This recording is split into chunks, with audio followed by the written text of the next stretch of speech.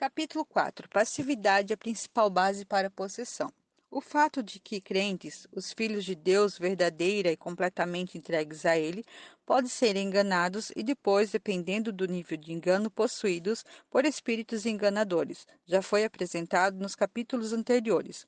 Esclarecemos agora a causa primária e as condições para o engano e a possessão que delas resultam, excetuando-se a possessão que é resultado da entrega aos pecados da carne ou qualquer outro pecado que dá aos espíritos malignos um domínio na natureza caída. É importante, primeiramente, definirmos o significado da palavra possessão, pois ela é geralmente usada somente em relação aos casos de possessão em grau agudo e completamente desenvolvidos descritos nos evangelhos. Mas mesmo assim, ignora-se o fato de que diferentes graus de possessão são relatados nos evangelhos, tais como a mulher com espírito de enfermidade, Lucas 13:11. O homem que era aparentemente apenas cego e mudo, Mateus 12:22. A garotinha com demônio que a atormentava terrivelmente, Mateus 15:22. O rapaz que rangia os dentes e às vezes era jogado no fogo, Marcos 9:17 ao 25. E o homem com a legião tão completamente dominado pelos poderes malignos que morava longe de toda habitação humana, Marcos 2:5 ao 9. Definição de possessão. Casos como esse ocorrem hoje em dia até em crentes verdadeiros na Europa, bem como na China pagã, mas a possessão está muito mais espalhada do que se pensa. Se a palavra possessão for usada exatamente no sentido real do termo, isto é, um domínio de espírito maligno sobre um homem em qualquer grau. Dizemos isto porque um espírito maligno possui qualquer ponto que venha dominar, mesmo que num grau infinitesimal. A partir daquele ponto, como uma aranha inicia uma teia a partir de um pequeno ponto, o intruso tenta obter o domínio de todo o ser. Os cristãos estão tão expostos à possessão por espírito maligno quanto qualquer outro ser humano, e se tornam possuídos por ter, na maioria dos casos, preenchido sem querer todas as condições sob as quais os espíritos malignos operam. E fora o caso do pecado voluntário, por terem dado base legal para os espíritos enganadores por meio de, primeiro, aceitação de suas imitações às obras divinas e, 2, cultivar passividade e não utilização das faculdades, e isso por causa da má compreensão das leis espirituais que governam a vida cristã. Esse problema de base legal é o ponto crucial de tudo. Todos os crentes reconhecem que o pecado conhecido é base legal para o inimigo e até mesmo um pecado oculto, mas não percebem que cada pensamento sugerido à mente por espíritos malignos, quando aceito, é base legal dada a eles, e cada uma das faculdades naturais não utilizada é como um convite para que eles façam uso dela.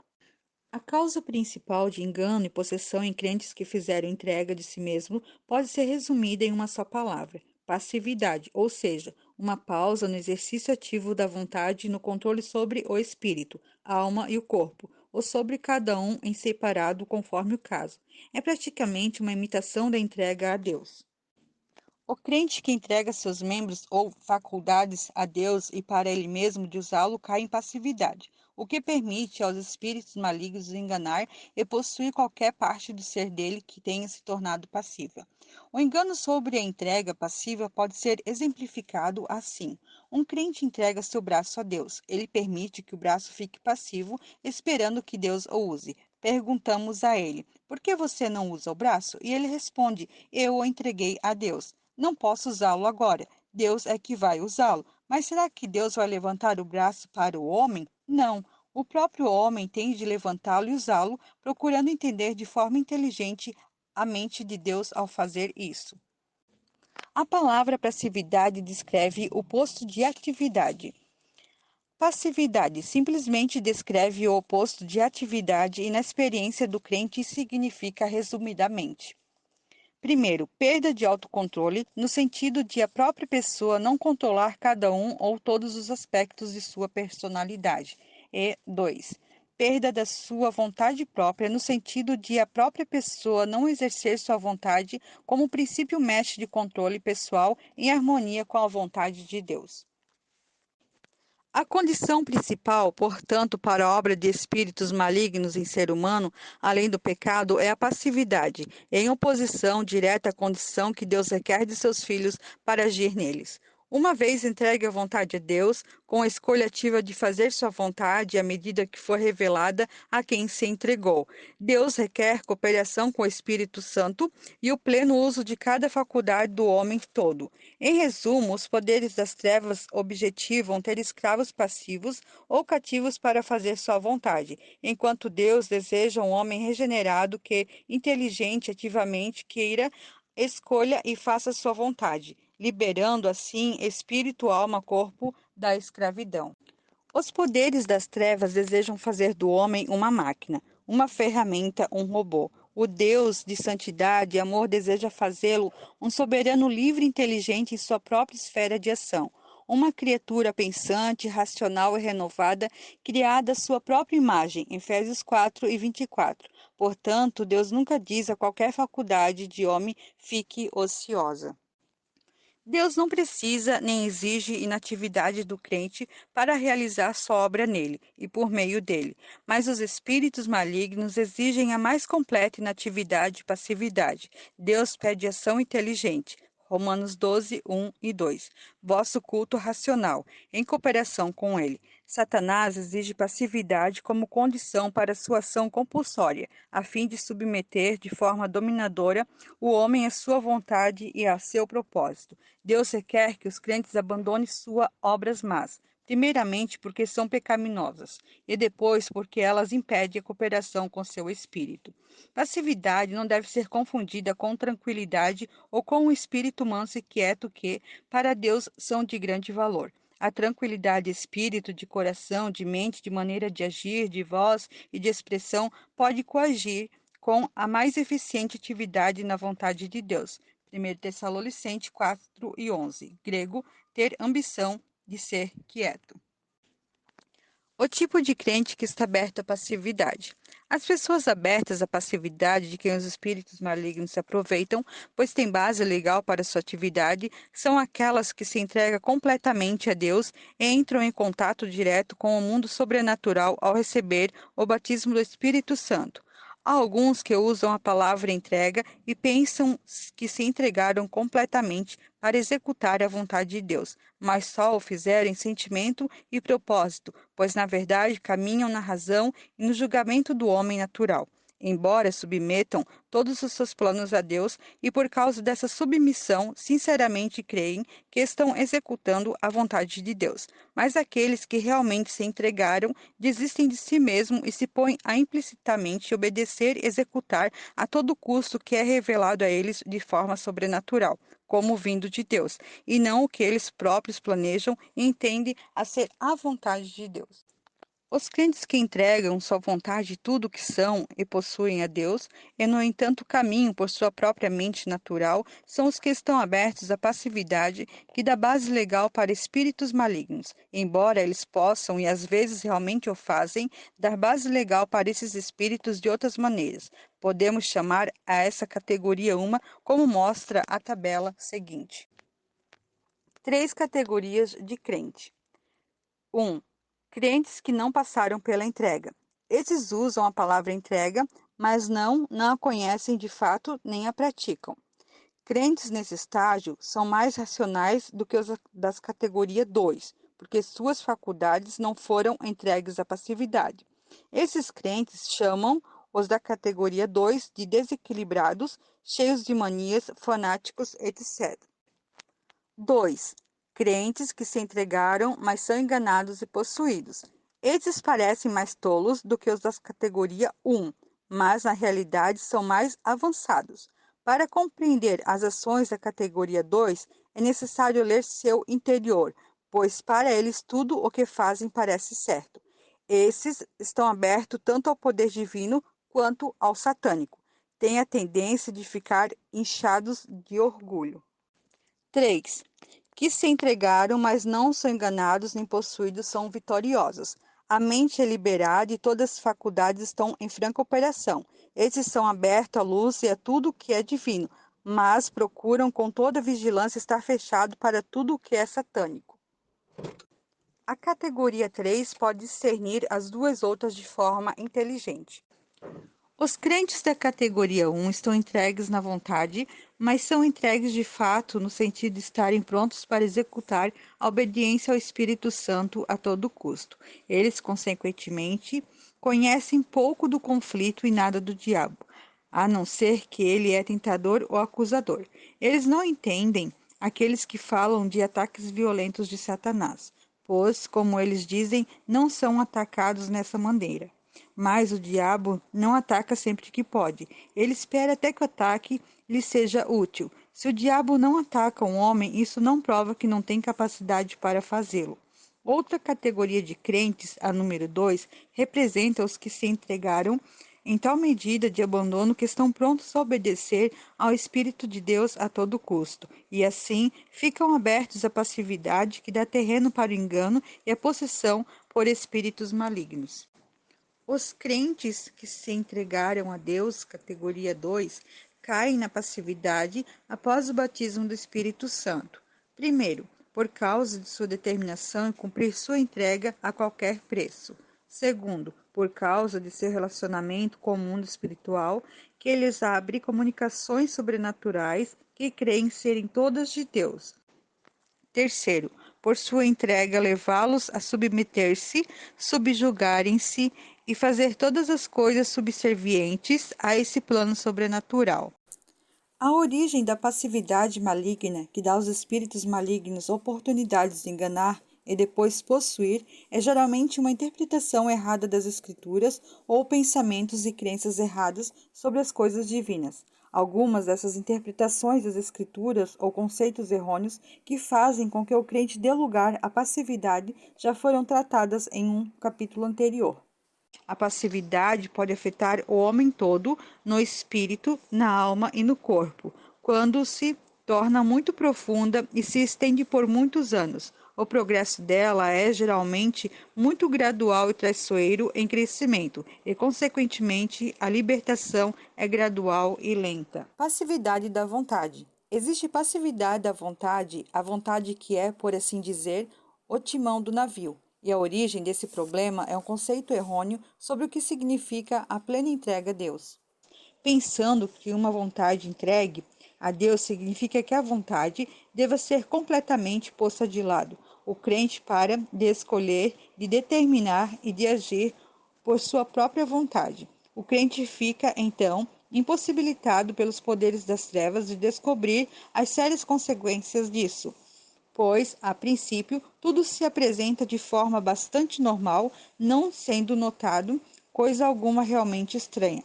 De fato, a princípio parece que Deus será grandemente glorificado. A pessoa que tinha vontade forte, de repente se torna passivamente obediente.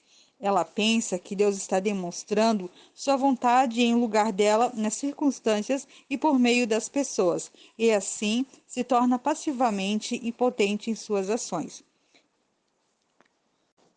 Com o passar do tempo, não se pode mais esperar que essa pessoa faça escolhas nos assuntos do dia a dia. Ela não toma mais decisões ou tem iniciativa em assuntos que exijam ação. Ela tem medo de expressar um desejo e muito mais uma decisão. Outros têm de escolher, agir, conduzir, decidir, enquanto ela boia, como rolha de cortiça nas águas. Mais tarde, os poderes das trevas começam a se aproveitar de si crente, entregue, e a fazer todo tipo de mal em sua volta, que o vai amarrando por meio de sua passividade de vontade. Ele agora não tem mais poder de vontade para protestar ou resistir. Erros óbvios em uma situação assim florescem e crescem cada vez mais fortes e flagrantes, pois somente o crente tem direito de lidar com eles. Os poderes das trevas foram lentamente ganhando terreno na vida do crente, tanto pessoalmente quanto nas circunstâncias, por causa da passividade e da vontade, que a princípio era simplesmente uma submissão passiva às situações, sob a ideia de que Deus estava exercendo o querer um lugar dele em todas as coisas ao seu redor. O texto que esses crentes interpretam erroneamente é Filipenses 2:13. Deus é quem efetua em vós tanto o querer como o realizar, segundo a sua boa vontade. A pessoa passiva lê assim: Deus é quem opera em mim o querer e o fazer, isto é, Ele exerce o querer em meu lugar. O texto, na verdade, significa que Deus opera na alma até o ponto da ação da vontade, e a interpretação errônea assume que é Deus, e não o crente, que realmente tem a vontade e o agir. Essa interpretação errada dá terreno para não usar a vontade por causa da conclusão: Deus quer em meu lugar, o que termina por trazer a passividade de vontade. Deus não deseja um lugar do homem. A verdade a ser enfatizada é que Deus nunca deseja em lugar do homem, anulando-lhe a vontade, e o homem, não importa o que faça, é ele mesmo, responsável por suas ações. O crente cuja vontade se tornou passiva tem, após certo tempo, uma grandíssima dificuldade de tomar decisões de qualquer tipo e passa a buscar fora e em torno de si algo que ajude a decidir até as questões mais simples. Quando ele se conscientiza de sua situação passiva, tem a dolorosa sensação de incapacidade de enfrentar algumas das situações da vida comum. Se falam com ele, sabe que não consegue querer prestar atenção até que uma frase seja completa. Se pedem que ele julgue uma questão, sabe que não consegue fazê-lo. Se pedem que ele lembre ou use a imaginação, sabe que é incapaz de fazê-lo e fica aterrorizando diante de qualquer situação e que tenha de enfrentar essas exigências. A tática do inimigo agora pode ser levá-lo a essas situações exatamente para torturá-lo ou envergonhá-lo diante de outros. O que o crente mal sabe é que ele, inadvertidamente, pode acabar contando com a ajuda dos espíritos malignos que causaram a passividade exatamente com esse propósito. A faculdade que não está sendo utilizada fica dormente e morta sob o domínio dos espíritos malignos, mas se utilizada torna-se uma oportunidade para que ele se manifeste por meio dela. Eles, na verdade, estão sempre prontos a fazer uso da vontade do homem, colocando ao alcance deles muitos auxílios sobrenaturais para ajudá-los na decisão, especialmente na forma de versículos usados fora do contexto e dados de forma sobrenatural, às quais o crente, buscando ardentemente fazer a vontade de Deus, se agarra firmemente, como um homem que está se afogando se agarra a uma corda, cegado pelo auxílio aparentemente dado por Deus, para não enxergar o princípio que Deus somente opera por intermédio da vontade ativa do homem, e não em lugar dele, em questões que exijam a ação humana. Passividade da mente. A passividade da mente é produzida por um conceito errado sobre o lugar que a mente ocupa na vida de entrega a Deus e de obediência a Ele no Espírito Santo. O fato de Cristo ter chamado pescadores é usado como desculpa para a passividade do cérebro, pois alguns crentes dizem: Deus não necessita do nosso cérebro, podemos passar muito bem sem ele. Mas a escolha de Paulo, que tinha o maior intelecto de sua época, mostra-nos que quando Deus buscou o homem pelo qual pudesse lançar os fundamentos da igreja, escolheu uma mente capaz de raciocínio inteligente e vasto conhecimento. Quanto maior o poder do cérebro, maior uso de Deus pode fazer dele, desde que seja submisso à verdade. A causa da passividade da mente às vezes está na ideia de que a utilização do cérebro é um impedimento para o desenvolvimento da vida divina no crente. Mas a verdade é que a não utilização do cérebro é que impede isso, e a utilização maligna do cérebro também impede isso, mas a utilização normal e pura do cérebro é essencial e útil para a cooperação com Deus. O capítulo 6 trata desse assunto de forma mais completa e apresenta também as várias táticas dos poderes das trevas e seu esforço para levar a mente a uma condição de passividade que a torne incapaz de discernir suas artimanhas. Os efeitos da passividade da mente podem ser inatividade, quando deveria haver ação, ou ainda excesso de atividade fora de controle, como se o instrumento fosse liberado de repente em ação ingovernável. Excitação, imprudência, indecisão, como no caso da vontade passiva, descuido, falta de concentração, falta de julgamento, falhas na memória. A passividade não muda a natureza de uma faculdade, mas impede sua operação normal. No caso da passividade, que impede a memória, a pessoa será vista buscando fora de si qualquer possível auxílio à memória, até que se torne um verdadeiro escravo de cadernos, agendas e outros auxílios, que acabam falhando no momento crítico. Além disso, há também a passividade da imaginação, que fica fora do controle pessoal e à mercê de espíritos malignos que sugerem a ela o que quiserem. Um perigo é tomar essas imaginações e chamá-las visões. O estado passivo pode acontecer sem hipnose, ou seja, se uma pessoa olha fixamente qualquer objeto por um período prolongado, a visão natural fica embaçada e os espíritos enganadores podem, então, apresentar qualquer coisa à mente. Numa inatividade normal, a mente pode ser usada pela vontade da pessoa, mas quando a mente está em passividade maligna, a pessoa fica perdida e simplesmente diz: Não consigo pensar. Ela sente como se a mente estivesse presa por uma corrente ou imobilizada por uma pressão sobre a cabeça. Passividade de julgamento de razão. Passividade de julgamento de razão expressa a situação em que o homem fecha a mente a todos os argumentos e conceitos contrários àqueles que o levaram a conclusões estabelecidas. Todos os esforços para dar a ele mais verdade e luz são tidos como interferência e a pessoa que tenta fazê-lo é tida como ignorante ou intrometida. O crente que está nesse estágio de passividade acaba caindo no estado de positivismo maligno e de infabilidade, do qual nada é capaz de liberar o julgamento, a não ser o choque violento de descobrir que foi enganado e possuído por espíritos malignos.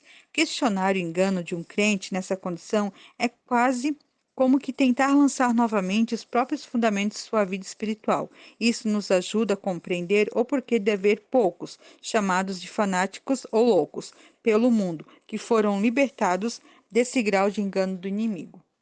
Passividade da consciência. No estado de passividade da capacidade de raciocinar, quando esses crentes tomam palavras que foram dadas a eles de forma sobrenatural, como vontade expressa de Deus, elas se tornam leis para eles, de forma que não podem mais ser levados a raciocinar sobre elas. Se recebem um mandamento sobrenaturalmente sobre o que quer que seja, não examinam, nem raciocinam ou pensam sobre aquilo, e decidem com firmeza se fechar completamente a qualquer luz adicional que possa ser dada a eles sobre esse mandamento. Isso tudo causa o que pode chamar de passividade da consciência. A consciência se torna passiva por meio de sua não utilização, pois os crentes pensam que estão sendo guiados por uma lei superior, vinda diretamente de Deus, a fazer isso ou aquilo, ou seja, por meio de orientação direta, por meio de vozes e textos.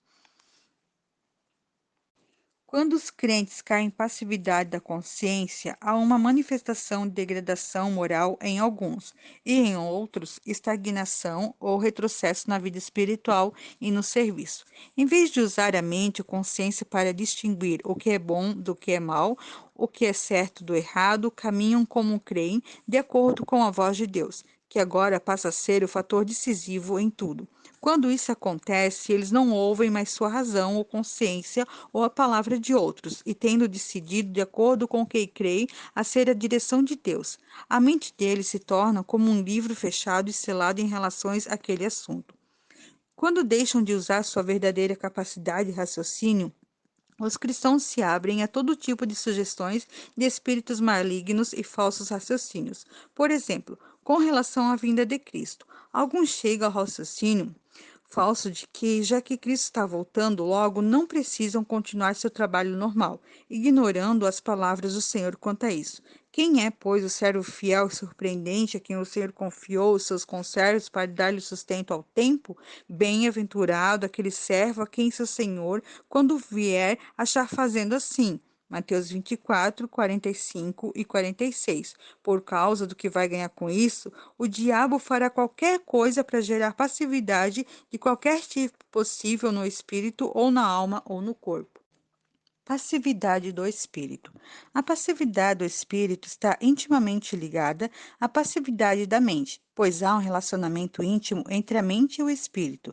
Um pensamento errado geralmente significa um espírito errado, e um espírito errado, um pensamento errado. O espírito humano é frequentemente mencionado nas Escrituras como tendo atividades e é descrito como estando em várias condições.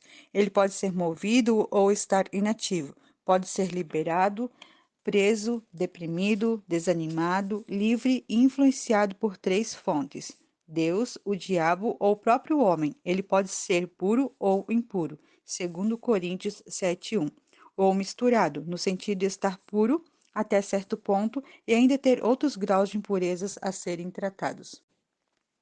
Pelo poder purificador do sangue de Cristo, 1 João 1:9, e pela habitação interior do Espírito Santo, o Espírito é trazido à união com Cristo, 1 Coríntios 6:17, e deveria dominar de forma ativa o homem em completa cooperação com o Espírito Santo. Mas a passividade do espírito pode ser produzida por tantas causas que os crentes podem até não ter consciência de ter espírito, ou então pelo batismo do Espírito Santo, que liberta o espírito humano para a liberdade e alegria.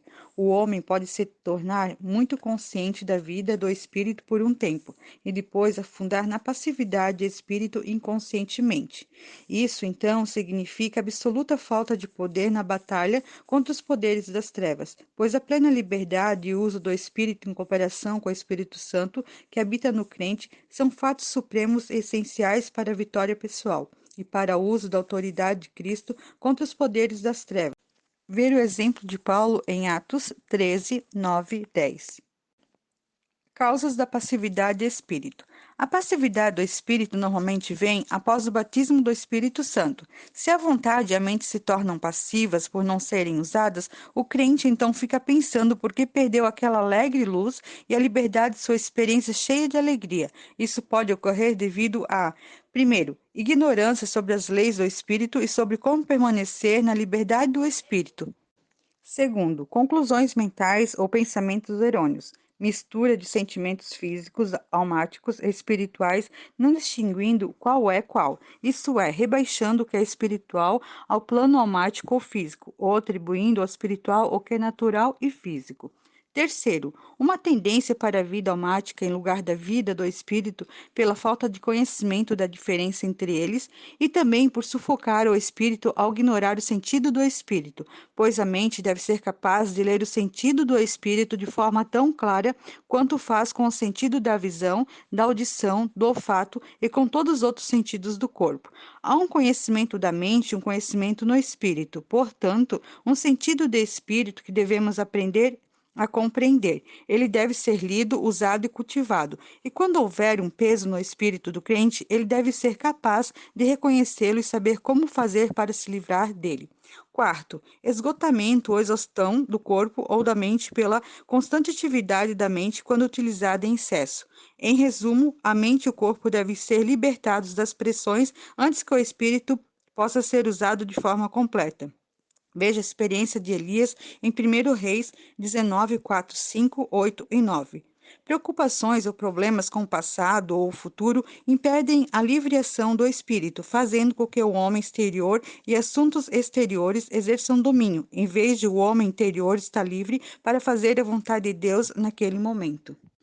O resultado de todas essas causas é que o espírito se torna preso, por assim dizer, de forma que não pode agir ou lutar contra os poderes das trevas, tanto em seus ataques indiretos por meio do ambiente externo, quanto em uma batalha ferrenha contra eles. A rapidez com que um crente pode cair em passividade a qualquer momento, quando a atitude de resistência cessa, pode ser comparada à velocidade com que uma pedra funda na água. Passividade do corpo. Quando a passividade do corpo ocorre, ela praticamente se dá como uma cessão da consciência, por meio da passividade que afeta a visão, audição, olfato, paladar, os sentimentos, etc. Se a pessoa está gozando de saúde normal, ela deve ser capaz de focar os olhos em qualquer objeto que eu escolher, tanto para ver como para trabalhar. Ele deve ter o mesmo controle sobre todos os outros sentidos, como se fossem avenidas do conhecimento para a mente e o espírito. Mas com todos, ou com pelo menos alguns, desses sentidos em condições passivas, a consciência fica inoperante ou morta. O crente está inconsciente em relação às coisas para as quais deveria estar vivo e com ações automáticas. Hábitos inconscientes, repulsivos ou peculiares se manifestam. É mais fácil para pessoas que estão nessas condições ver essas coisas nos outros do que saber o que realmente está acontecendo dentro de si mesmas, ao mesmo tempo em que pode estar superconscientes de coisas externas que afetam sua própria personalidade. Quando a condição passiva causada por espíritos malignos atinge seu auge, pode ocorrer passividade nas outras partes do corpo, tais como dedos rígidos, perda de flexibilidade do esqueleto ao caminhar, letargia, sensação de corpo pesado, flexão das costas e da coluna. O aperto de mãos é frouxo e passivo. Os olhos não conseguem encarar outros, mas desviam-se para o lado. Tudo isso indicando passividade, causada pela interferência cada vez mais profunda dos poderes das trevas no homem como um todo, e resultante da primeira condição passiva da vontade e da mente, na qual o homem desistiu de exercer seu autocontrole e de usar sua vontade. Passividade do homem como um todo. Nesse estágio, cada parte do homem como um todo é afetada. O homem age sem usar, ou não usando completamente a mente, a vontade, a imaginação e a razão, isto é, sem pensar, voluntariamente, sem decidir, sem imaginar, sem raciocinar. As afeições parecem estar dormentes, bem como todas as faculdades da mente e do corpo. Em alguns casos, as necessidades físicas também estão dormentes, ou então o homem as suprime e se abstém de comer, de dormir e do conforto material segundo o controle dos espíritos malignos, agindo assim como uma severidade com o corpo, que não tem valor algum contra a satisfação da carne. Colossenses 2:23. A parte animal do homem pode também ser despertada a ele. Então se mostra ao mesmo tempo tão rígido em relação à sensibilidade e a sentimentos, e, no entanto, um verdadeiro glutão ao atender às demandas de suas necessidades físicas.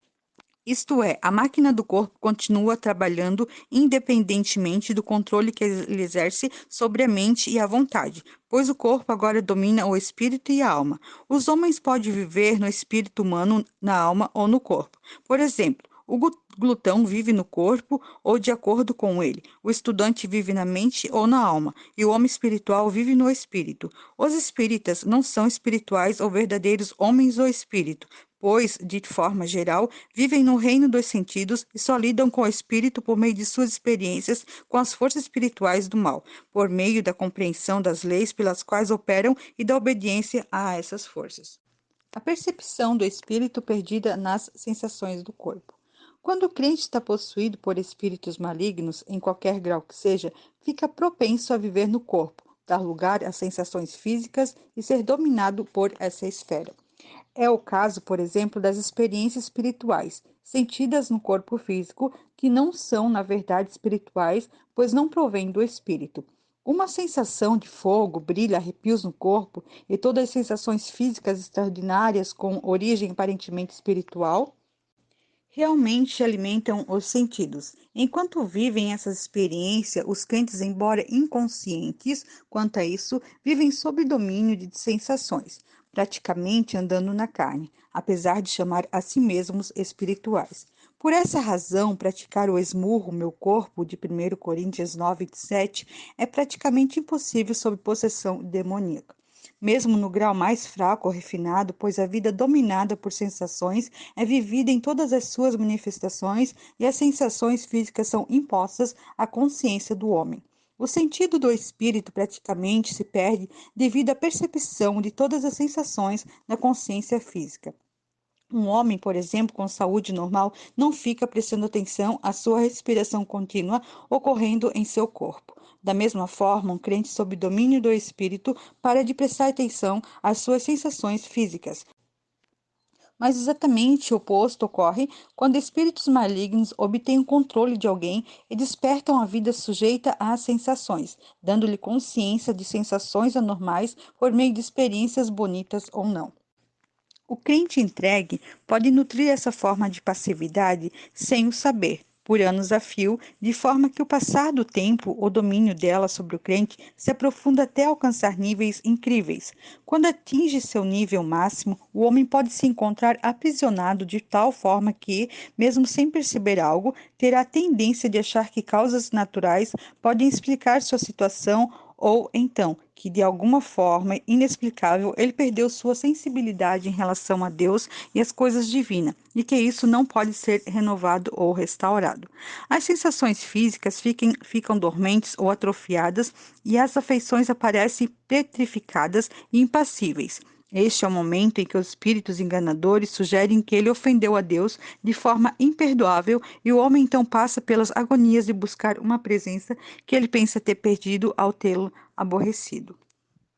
O cultivo da passividade pode ocorrer devido à dependência dos muitos dispositivos usados, sem o saber, pela pessoa para reagir contra ou acabar com a inconveniência do estado de passividade, tais como a provisão ou dependência de auxílios exteriores aos olhos para ajudar a memória passiva, a necessidade de falar em voz alta para ajudar o raciocínio da mente passiva e tudo o que podemos chamar de muletas de todos os tipos, que somente o indivíduo conhece.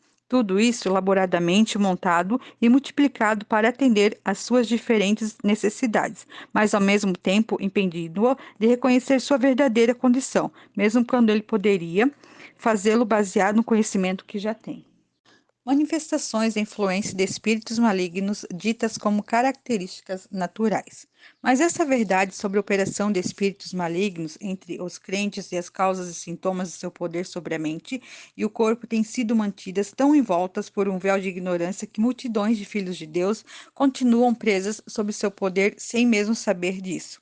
As manifestações são em geral tidas como características naturais ou enfermidades. A obra do Senhor é posta de lado, ou até mesmo nunca iniciada porque o crente está cansado demais ou então sem dons para fazê-la. Ele é nervoso, tímido, não tem o dom da palavra ou poder de raciocínio para fazer a obra de Deus. Mas na esfera social, essas deficiências são esquecidas e os tímidos brilham, dando o melhor de si. Não lhes ocorre perguntar por que somente no que diz respeito a fazer a obra de Deus é que eles são tão incapazes, mas é somente em relação a esse serviço que as obras ocultas de Satanás interferem. O choque quando o crente compreende a verdade. É grande o choque quando o crente compreende pela primeira vez a verdade sobre o engano e a possessão como possíveis para ele. Mas quando isso acontece, a alegria daquele que se aplica a entender e a lutar pela completa libertação é maior do que as palavras podem descrever. A luz é derramada sobre problemas sem solução há anos, tanto na experiência pessoal como na perplexidade do ambiente, assim como nas condições em que se encontram a igreja e o mundo.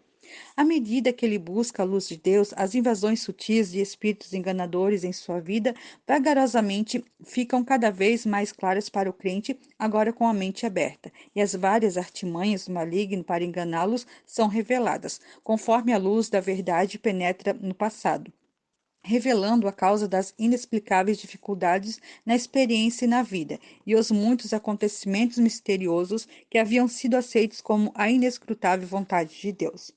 Passividade: quantos caem nela sem ter consciência de seu estado? Por causa da passividade de suas faculdades, muito tempo é perdido na dependência de circunstâncias externas e do ambiente. Na vida de muitos há tanto ativismo e tão poucas realizações, tantos começos e tão poucas conclusões, como estão familiarizados com as palavras sim, eu posso fazer isso, e o impulso inicial é dado. Mas na hora em que se precisa da ação, o homem passivo perde seu interesse momentâneo. Essa é a chave para muito do que se reclama como apatia e como pouco interesse de cristãos em relação às coisas realmente espirituais, enquanto estão tão interessados na vida social ou mundana a seu redor. Pode-se até tentar mover neles algum tipo de compaixão pelo sofrimento de outros, mas muitos dos filhos de Deus se abriram sem querer a um poder sobrenatural que cauterizou seus pensamentos, sua mente e seu interesse, sempre buscando conforto, felicidade e paz nas coisas espirituais. Eles se lançaram em uma passividade, isto é, um estado passivo de descanso, paz e alegria, que deu oportunidade a poderes das trevas para aprisioná-los em si mesmos e assim fazê-los quase incapazes de entender claramente as necessidades de um mundo sofredor. Passividade causada por interpretações errôneas da verdade sobre a morte. Essa condição de passividade pode se dar também por interpretações errôneas da verdade, mesmo a verdade sobre a morte com Cristo, descrita em Romanos 6 e Gálatas 2 e 20. Ao serem levadas além do equilíbrio verdadeiro da palavra de Deus, Deus clama aos verdadeiros crentes que se considerem mortos para o pecado e também para a vida ensimesmada, que é maligna, mesmo que seja de uma forma religiosa ou cheia de santidade, isto é, a vida que veio do primeiro Adão, a velha criação. Mas isso não significa a morte da personalidade humana, pois Paulo disse que, por um lado, ele vivia, contudo, disse também: Cristo vive em mim. Gálatas 2:20. Há ainda a presença da pessoa em si, do ego, da vontade e da personalidade que devem ser dominadas pelo Espírito de Deus, à medida que ele energiza a individualidade do homem que a mantém sob domínio próprio. 5:23. À luz do conceito errôneo sobre a morte em Cristo, concebida como passividade e supressão das ações da personalidade do homem, fica fácil ver porque a compreensão das verdades relacionadas a Romanos 6 e Gálatas 2:20 tem sido o prelúdio, em alguns casos, de manifestações sobrenaturais dos poderes das trevas. O crente, por causa da aceitação desses conceitos errôneos, na verdade preenche as condições básicas para a obra dos espíritos malignos, as mesmas condições que os médiuns espíritas compreendem ser necessário para obter as manifestações que desejam. Nesses casos, poderíamos dizer que a verdade é o ponto de partida para o diabo lançar suas mentiras. Entendendo Romanos 6 como uma declaração momentânea de uma atitude em relação ao pecado, Gálatas 2:20 como a declaração de uma atitude com relação a Deus e 2 Coríntios 4, 10, 12, Filipenses 3 e 10 como a obra do Espírito de Deus para conformar o crente à morte de Cristo, à medida que ele mantém uma atitude declarada. Podemos dizer, então, que os poderes das trevas estão derrotados, pois a atitude declarada momentaneamente requer vontade ativa e cooperação ativa com o Senhor ressurreto e aceitação ativa do caminho da cruz.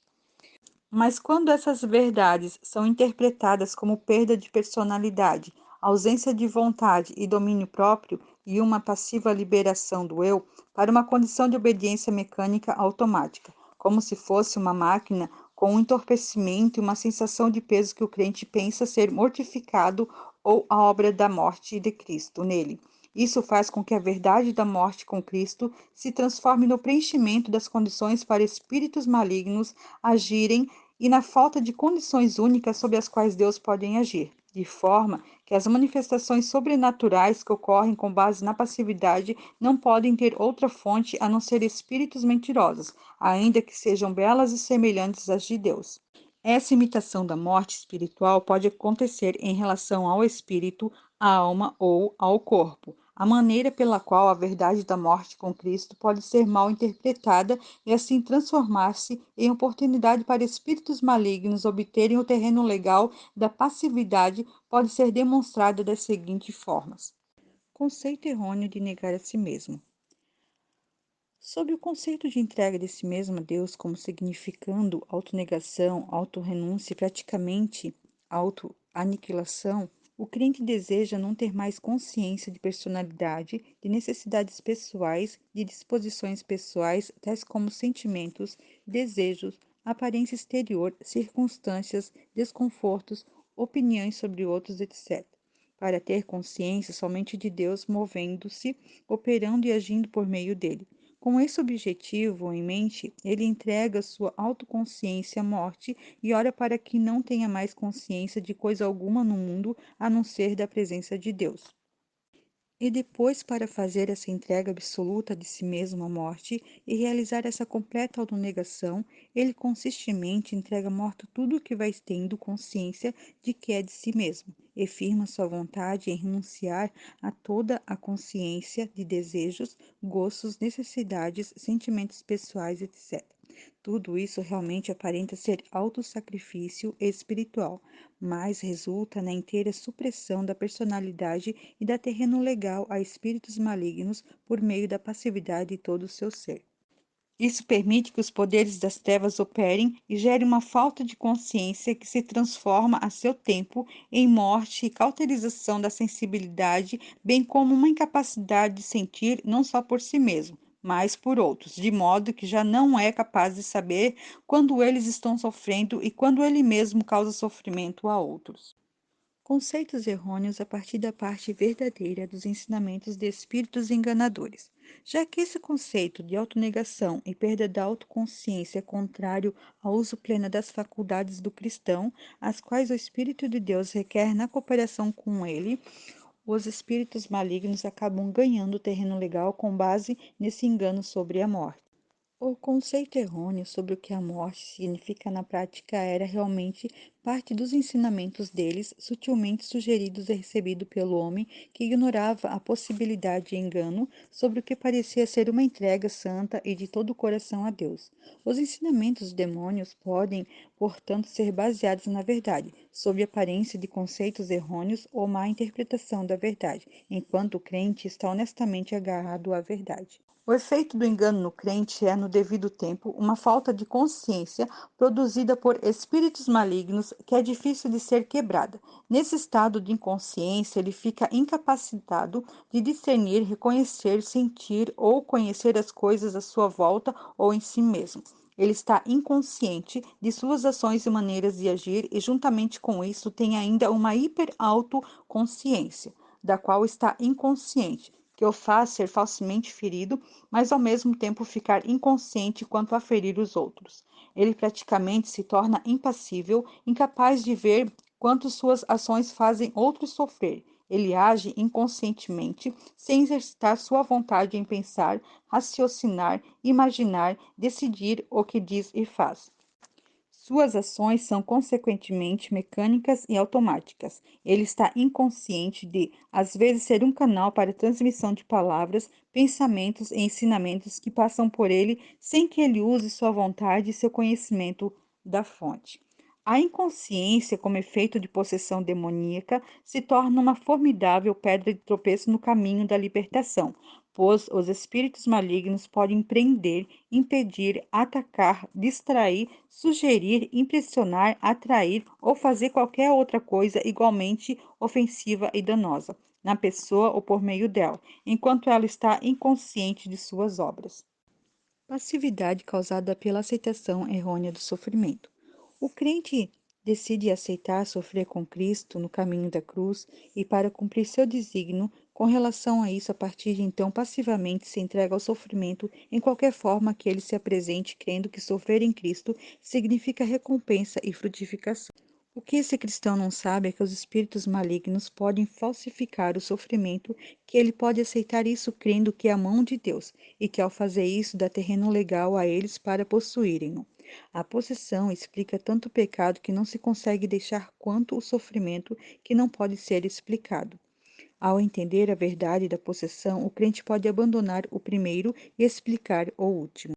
O sofrimento é uma excelente arma para controlar e forçar uma pessoa a seguir certo curso em seu caminhar, e também para que espíritos malignos controlem os homens, já que pelo sofrimento os espíritos podem levar um homem a fazer o que ele não faria naturalmente. Não sabendo isso, o crente pode interpretar de forma completamente errônea o sofrimento pelo qual passa. Os crentes são frequentemente enganados com respeito ao que pensam ser sofrimento vicário em si mesmo pelos outros ou pela igreja. Eles se consideram mártires quando, na verdade, são vítimas, não sabendo que o sofrimento é um dos principais sintomas de possessão. Ao colocar um homem no sofrimento, os espíritos malignos descarregam nele sua inimizade e ódio pelo ser humano. Marcas do sofrimento causado por espíritos malignos. O sofrimento diretamente causado por espíritos malignos pode ser diferenciado da verdadeira comunhão nos sofrimentos de Cristo por uma completa ausência de resultados, tanto em frutos e vitórias como em amadurecimento espiritual. Se for observado cuidadosamente, o sofrimento causado por espíritos malignos se mostra completamente sem propósito. Deus, no entanto, não faz coisa alguma sem um propósito bem definido. Ele não sente prazer em causar sofrimento pelo sofrimento em si, mas o diabo sim.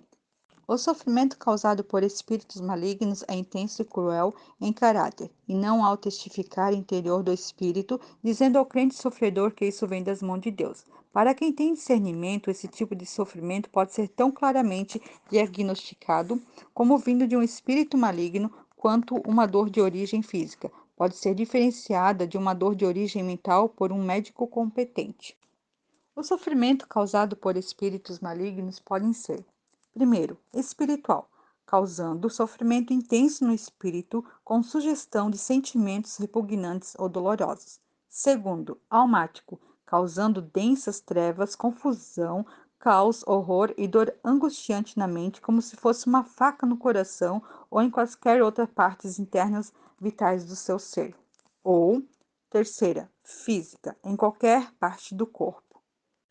O terreno legal dado aos espíritos malignos para produzir falsificação de sofrimento em grau tão intenso como esse pode ter se originado na ocasião em que o crente, em sua entrega absoluta a Deus para o caminho da cruz, deliberadamente se dispôs a aceitar sofrimentos provenientes de Deus.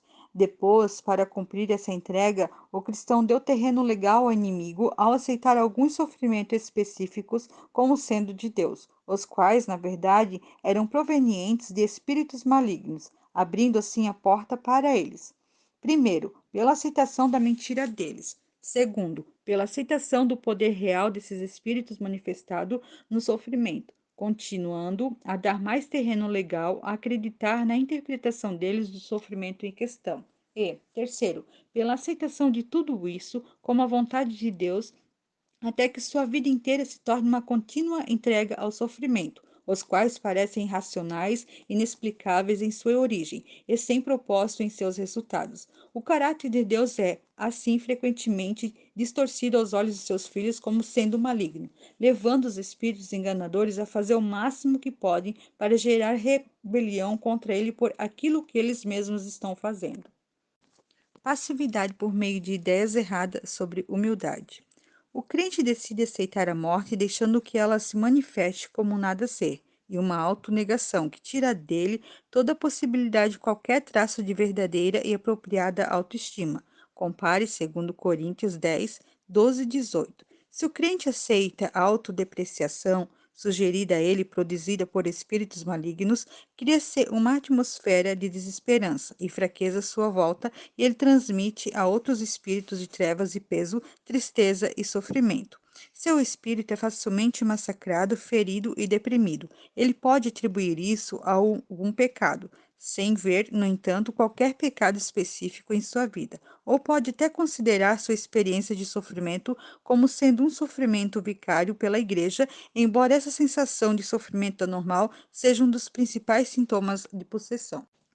A falsificação da verdadeira eliminação do orgulho e todas as formas de pecado que nele têm sua origem, que é causada por possessão, pode ser reconhecida. Primeiro, pela explosão de autodepreciação nos momentos mais importunos, ocasionando perplexidade dolorosa àqueles que a ouvem. Segundo, pela rejeição inicial a servir a Deus, com incapacidade de reconhecer os interesses do reino de Cristo. Terceiro, pela tentativa forçada de manter o eu fora de foco, tanto em conversas quanto em ações, o que, no entanto, consegue exatamente o contrário, evidenciá-lo ainda mais de forma ofensiva.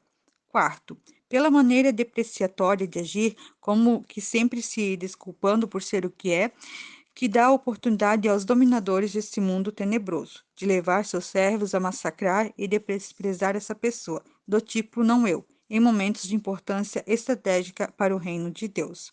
Quinto, por uma atmosfera de fraqueza, de trevas, de tristeza, de sofrimento, de falta de esperança, de sensibilidade facilmente ferida, características essas que podem ser o resultado de o crente ter desejado, em dado momento, se entregar à morte, para aceitar uma negação da verdadeira personalidade, a qual Deus requer como vaso para a manifestação do Espírito de Cristo em sua vida, imbuída da mais completa cooperação com o Espírito de Deus.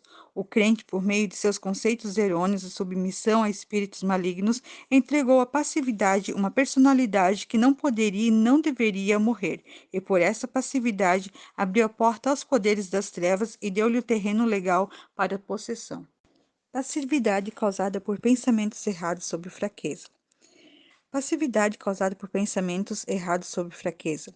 O crente aceita uma condição contínua da fraqueza a partir do conceito errôneo de que ela é necessária para a manifestação da vida e do poder divinos.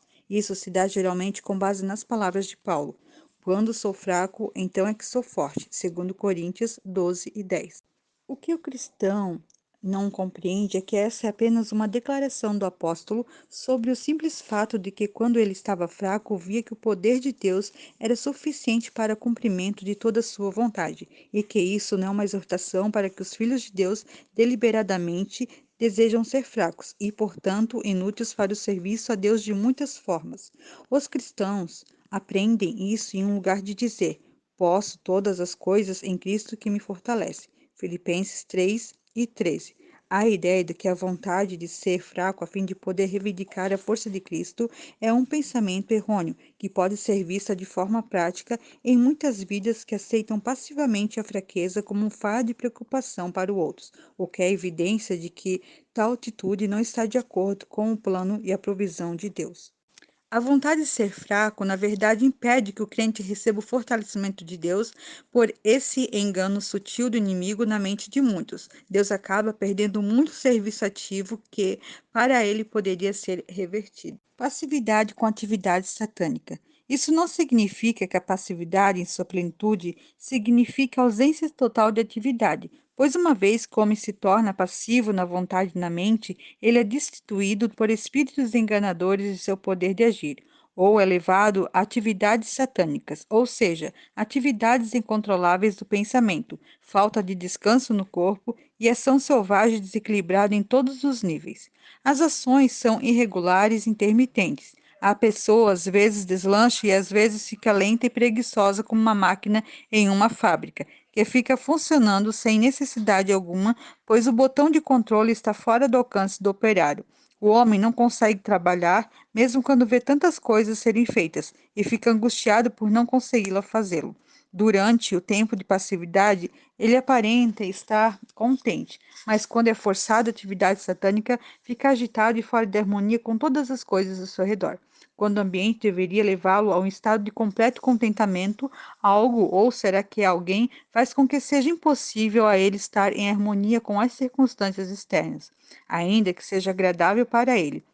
Ele tem consciência de uma agitação e uma atividade que são angustiantemente inconstante ou de passividade e peso de fazer uma obra e, no entanto, não produzir coisa alguma. Tudo isso são manifestação de uma destruição demoníaca da paz dessa pessoa. Libertação da passividade. O crente que necessita de libertação da condição de passividade precisa, em primeiro lugar, procurar entender qual deveria ser sua condição normal ou correta e então testar-se ou examinar-se à luz dessa normalidade a fim de discernir se espíritos malignos estão interferindo. Para fazer isso, ele deve lembrar-se de um momento em sua vida que considere como sua melhor fase, tanto no espírito quanto na alma e no corpo, ou seja, em todo o seu ser. Então, ele deve considerar esse momento com sua condição normal, que ele deve ter possibilidade de manter e nunca se satisfazer com menos do que aquilo. Já que a passividade surgiu de forma gradual, ela só pode terminar de forma gradual também, à medida que é detectada e destruída. A plena cooperação do homem necessária para a remoção dessa passividade é a causa do longo período necessário para ser dela libertado. Engano e passividade somente podem ser removidos à medida que o homem entende e coopera pelo uso de sua vontade na recusa ao terreno legal e ao engano que veio por meio dele.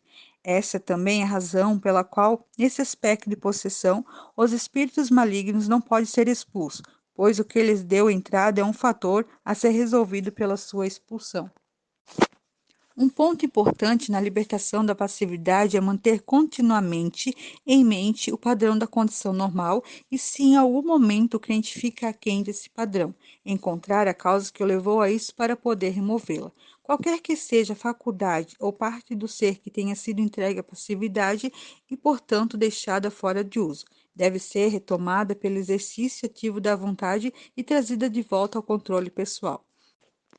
O terreno legal dado, o qual levou qualquer faculdade a cair na escravidão ao inimigo, deve ser detectado e renunciado, e a partir daí recusado com persistência, com resistência firme aos espíritos malignos que tinham controle dele, lembrando-se de que os poderes das trevas lutam contra a perda de qualquer parte de seu reino no homem.